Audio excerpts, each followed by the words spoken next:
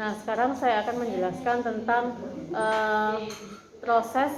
Jadi saya tekankan lagi ya, untuk media cair kita masukkan terlebih dahulu ke tabung reaksi, baru nanti kita tutup menggunakan aluminium foil ujung-ujungnya. Jadi pasti penutupnya double, nggak mungkin cuma sumbat saja. Jadi pasti ada perkamen atau aluminium foil. Nah, setelah ditutup baru kita masukkan ke beker gelas, kita masukkan ke autoclave untuk disterilkan seperti itu. Nah, sekarang cara yang kedua yaitu tahap inokulasi. Nah, kita asumsikan di dalam tabung reaksi ini sudah ada media cairnya. Media cair kita contohnya adalah NB, nutrient broth. Nah, sekarang tugas kita adalah mengembangbiakkan mikroorganisme, khususnya bakteri. Ya, biasanya sebelum kita mengembangbiakkan, kita akan mencari sampelnya dulu. Umpama sampelnya mau melihat cemaran pada ini Simplicia umpama kunir, umpama mau dibuat jamu Bu, ini sebenarnya kalau kunir sendiri habis dicuci itu masih ada nggak sih mikroorganismenya. Nah, itu setelah ditumbuk kita ambil 1 gram, kemudian kita larutkan dengan 10 mili, at 10 mili atau at 100 mili, tergantung ya. Jadi biasanya 1 at 10, jadi 1 gram sampel at 10 mili. Aqueous steril. Kenapa aqueous steril? Kalau aqueousnya nggak steril, nanti bisa-bisa kontaminasinya nggak dari kunir, tapi dari aqueous, seperti itu. Nah, setelah biasanya kalau nggak ada aqueous steril kita pakai NaCl, air infus. Nah, itu kan steril toh. Nah, itu. Jadi sudah dilarutkan, kita ibaratkan ini adalah sampel yang sudah terlarut. Nah, cara mengambil sampel ini biasanya kita pakai takaran 1 mili. Jadi kita menggunakan mikropipet yang ukuran 100 mikroliter. Pasangannya adalah blue tip. Nah, tangga pertama, yang tidak digunakan disingkirkan ya. Nah, kita ini asumsikan ini tertutup kertas ya. Kita ambil.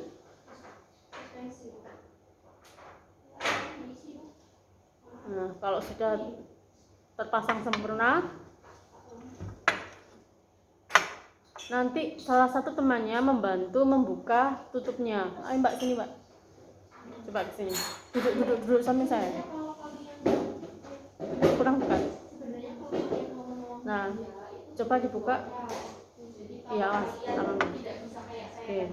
Taruh dekat api. Nah, kedekatan Mbak, kedekatan, terlalu dekat, terbakar nanti. Ya, bentar ya. Ini. Nah, ya, ini tadi sebenarnya nggak boleh diletakkan ya, tapi kan saya membenarkan. Nah, ini diflambir sebentar, kemudian ditekan, kita ambil larutannya. Nah, sudah diambil. Silakan diflambir Mbak kapasnya. Nah, sudah tutup. Nah, biasanya kalau mikropipetnya di sini, mungkin ininya bisa kamu bawa ke sini untuk ditutup temanmu supaya lebih mudah. Atau mungkin temannya di sisi sini. Nanti jadi dikondisikan senyaman mungkin. Baru setelah selesai kita encerkan. Nah, sampel yang kita amati itu tidak selalu langsung kita dikembangbiakkan di atas media agar, karena nanti koloni yang tumbuh akan terlalu banyak. Jadi kita encerkan terlebih dahulu. Nah, yang pertama kita membuka tabung reaksi dulu. Coba dibuka Mbak. Nah, kemudian ini dimasukkan. Ingat ya, di dalam tabung reaksi ini kita asumsikan ada apanya? Awas tangan panas. Ada apa? Media Na-nya, nutrient broth-nya. Tadi kan di sini ada media nutrient broth 9 mili ya. Jadi yang saya jelaskan ini berlanjut. Kemudian kita tambahin 1 mili sampel. Nah, setelah selesai digunakan dibuang. Kemudian ini dihomogenkan menggunakan vortex. Nah, selama 1 menit. Ketika sudah homogen, kita akan melakukan pengenceran lagi. Jadi pengencerannya ini enak sekali ya ngantuk. Sampai tidur-tidur. Gantian ya di sini ya. Mau?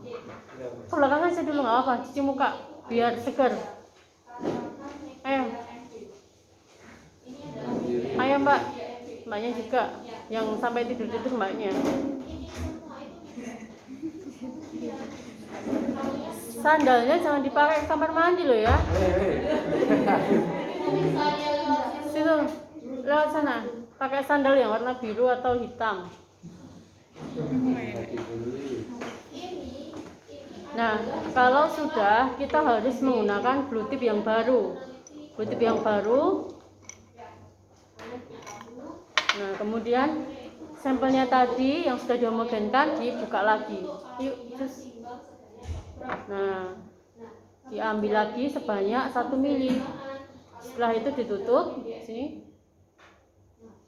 Nah, kemudian dipindahkan ke tabung reaksi yang kedua. Dibuka lagi, dimasukkan lagi.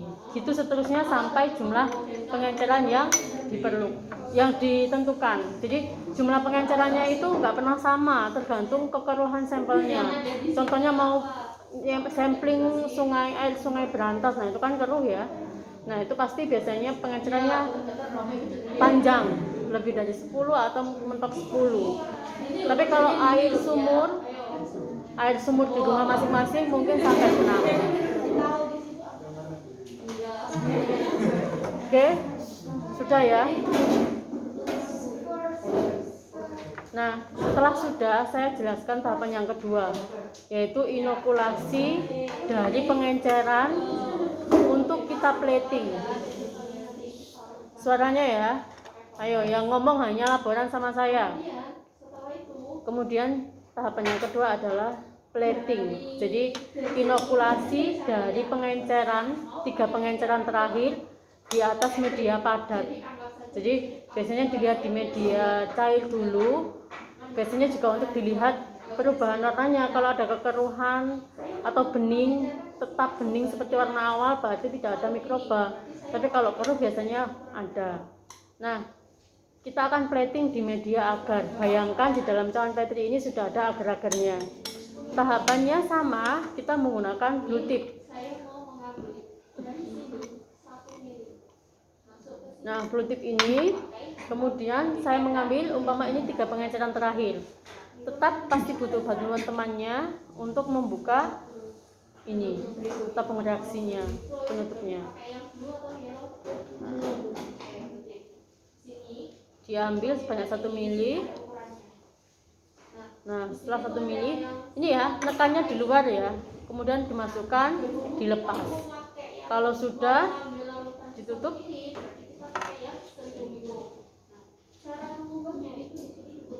Nah, tadi sebenarnya harus dipanaskan dulu ya penutupnya sebelum dimasukkan. Baru kemudian ditaruh di plating di cawan Petri yang sudah ada agar-agarnya. Diflambir. Kemudian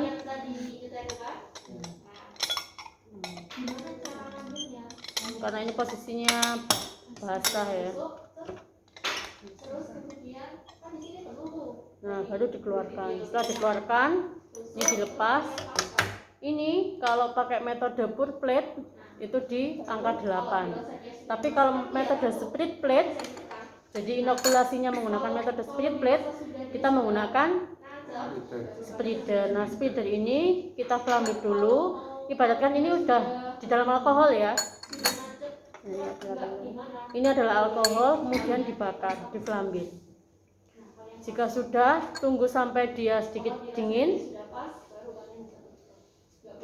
Nah, ini masih ada ini ya. Itu baru diratakan.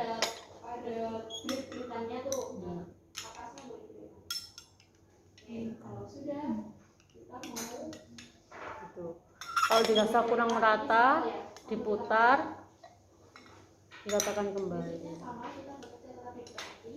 Jadi ini melewati api nggak apa-apa. Nah, kalau sudah ini dibakar, dimasukkan lagi. baru diletakkan. Itu tadi cara inokulasi menggunakan ke dalam media padat di cawan Petri menggunakan metode split plate. Kalau dirasa menggunakan splitter ini susah, kita menggunakan cotton swab. Coba di situ ada cotton swab enggak?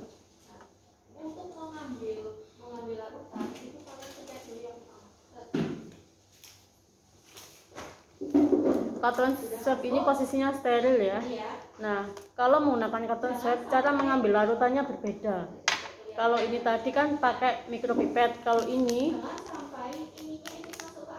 tidak menggunakan mikropipet, jadi menggunakan teknik satu totol.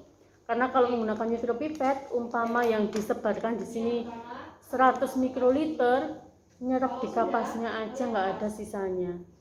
Ya, karena kalau metode split plate itu takaran yang disebarkan sebanyak 0,1 mili 100 mikroliter, sedikit apa banyak itu. Nah, jadi caranya pertama disiapkan dulu, dibuka. Nah, kita buka sampai segini aja ya. Bentar. Ya Allah. Nah, kita ambil pengenceran yang akan digunakan. Kalau bekerja sendiri seperti ini. Baru kemudian kita ambil. Nah, ini tidak perlu dibakar lagi, langsung ditotolkan satu celup. Ini nggak bisa kelihatan ya. Nah, kalau umpama ini udah satu celup.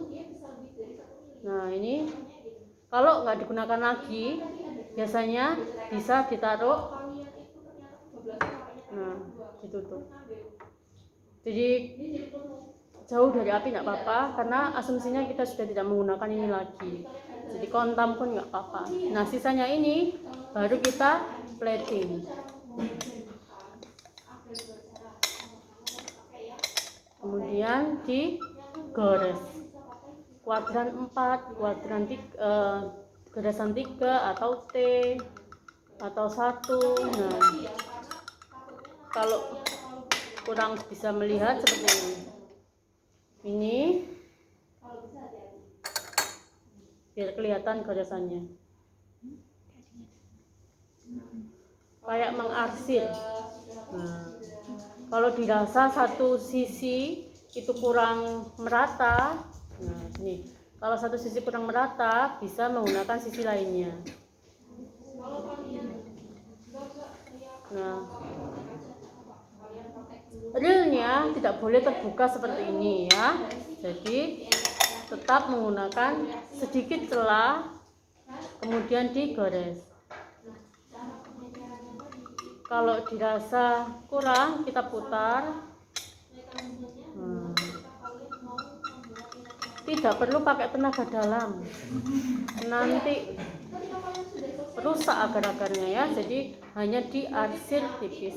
Kalau sudah, ini dibuang gitu ya.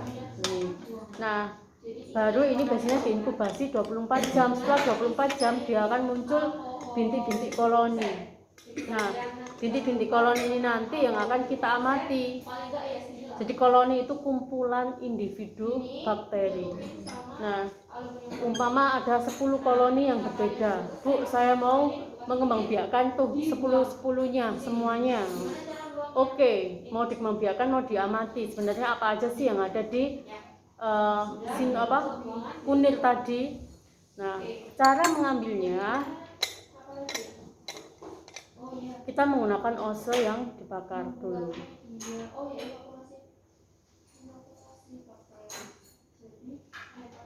Dibakarnya sampai membara.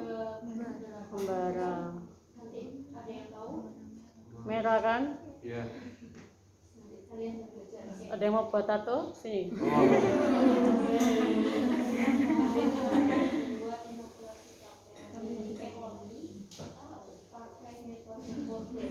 Ini nggak ada apa-apanya dengan api neraka, jadi jalan deh. sholat tok maksiat bareng padha wae.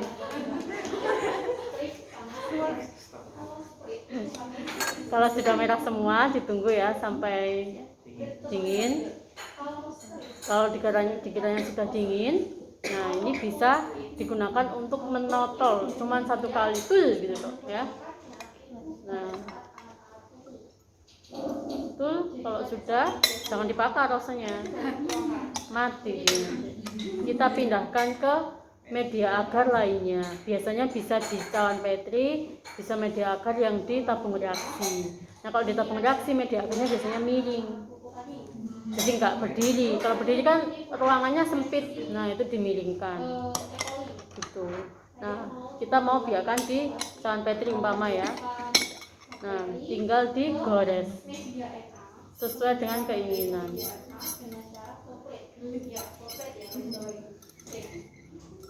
Ya kalau ada agarnya nggak bunyi. Terus ini dipelambir, di inkubasi 24 jam. Ternyata kalau setelah dimurnikan ternyata besok di sini tuh yang muncul ada 2 warna, berarti kontaminasi. Ngulang lagi, kita bikin alat lagi, bikin media lagi.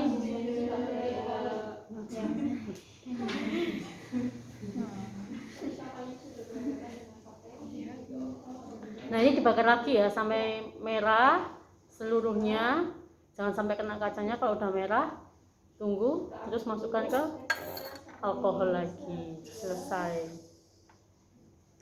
Sampai sini ada yang mau ditanyakan? Nah nanti metode seperti ini itu digunakan terus menerus. Jadi kalau umpama mau membuat uji daya hambat itu juga sama. Jadi biasanya kita bikin medianya dulu. Nah uji daya hambatnya pakai metode biakan apa? Sprit atau sebar.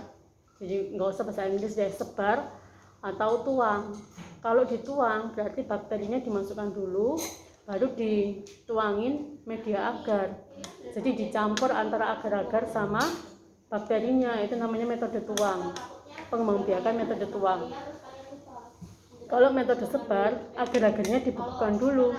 Kalau sudah dibekukan, kita tuang mikrobanya, bakteri. Contohnya mau menguji E. coli Bu, saya mau menguji kemampuan kunir dalam menghambat E. coli.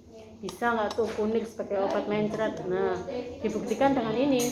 Caranya ambil E. coli yang sudah murni, terus diencerkan, dihidupkan nggak usah diencerkan ya, dihidupkan di media NB selama semalam. Jadi kalau biasanya koloninya udah murni, kita nggak perlu pengenceran. Jadi hanya dibiarkan semalam aja. Kalau sudah diambil satu total kalau menggunakan ini, kalau menggunakan mikropipet menggunakan ini sebanyak 0,1 mili, terus diratakan. Setelah diratakan baru nanti kita tempeli cakram atau kita buat lubang sumuran.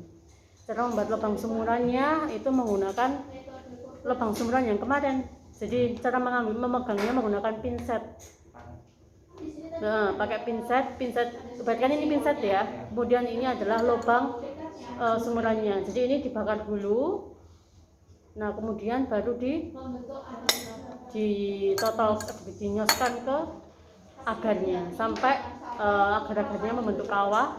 Terus nanti kalau diangkat biasanya agarnya bisa katut, jadi langsung terbentuk kawah.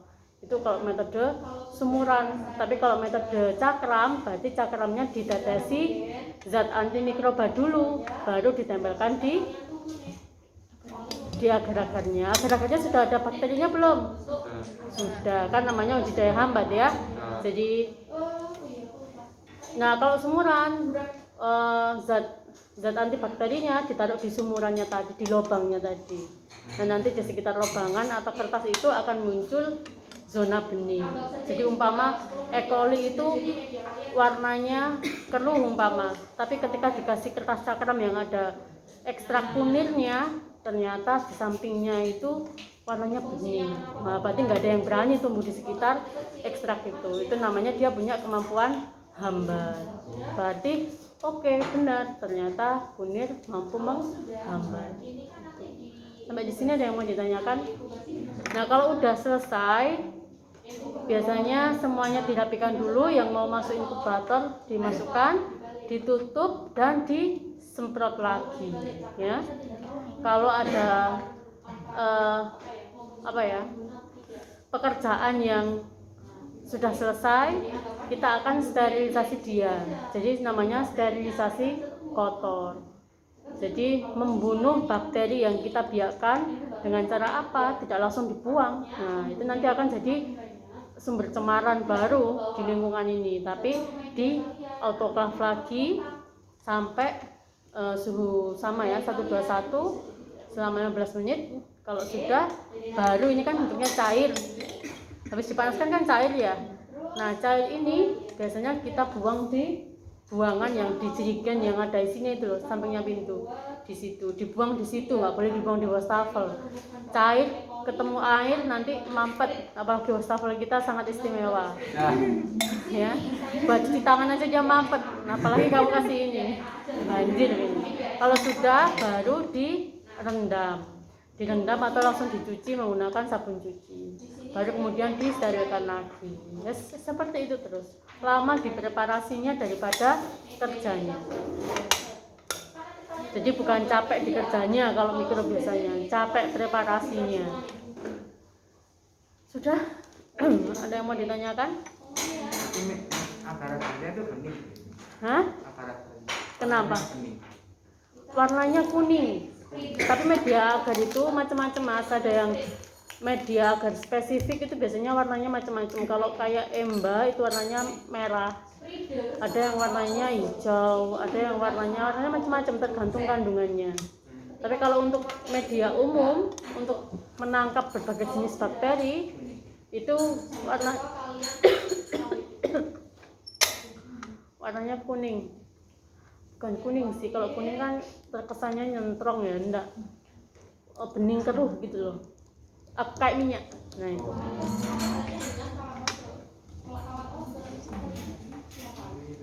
Sudah? Bisa dimatikan? Kalau sudah, nah bisa sudah